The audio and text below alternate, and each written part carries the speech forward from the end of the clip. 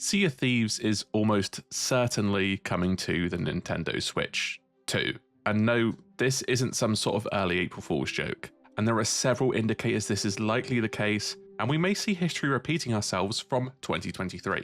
So Rare, from what I can tell, isn't really working on Sea of Thieves in a major capacity. While there are very clearly senior devs in charge of it, such as Drew, and the community team is obviously focused on Sea of Thieves, things are very quiet from the faces we're used to seeing.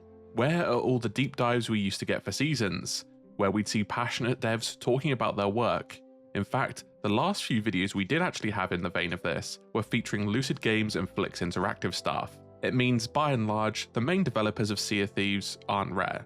While Everwild has been in development for several years now, it's likely they are working on it. Mostly, I still think a Sea of Thieves sequel is in the works, but that's a completely different topic. This may also be due to the development of a Switch 2 port, since we know significant manpower and time was used to make the PS5 port way back in 2023, and was one of the reasons as to why Sea of Thieves in 2023 lacked content and had massive delays compared to any other years. Which brings me on to the next point. We are in a similar stage with the game now. From the tail end of 2024, the game performance leaves much to be desired. Season 14 was chopped up and required several delays to its content in the end, and now Season 15 has been delayed until February, leading to the return of the, wait for it, 4-month seasons. This could be that Sea of Thieves just has a bunch of technical debt and it's come to a head, combined with the natural growing pains of moving over to a new team, or teams, but it does feel a bit like 2023 at this point. Now, Microsoft have now basically come out and confirmed they're going fully multi-platform with their games. Doom the Dark Ages and Indiana Jones are two big games that are confirmed to be PS5 releases. Rumours, which aren't rumours by the way, let's be clear, even indicate Starfield, Halo and Gears of War to launch on the PS5. Some even stretching to Fable. Phil Spencer has been very clear that he likes working with Nintendo. The statement has come all too close to the reveal of the Switch 2.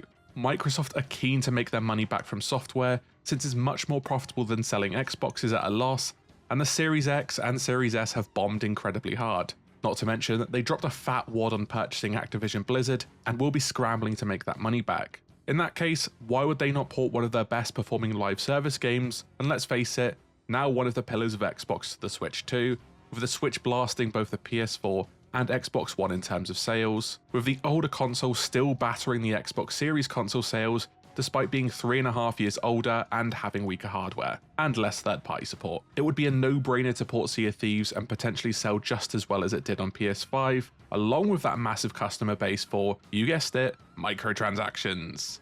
Now, there's a major concern over Sea of Thieves supporting weaker hardware, which the Switch 2 will be compared to the Series X and PS5. This has potential technical limitations. However, I don't think this will be an issue. 1. Sea of Thieves is already on the Xbox One.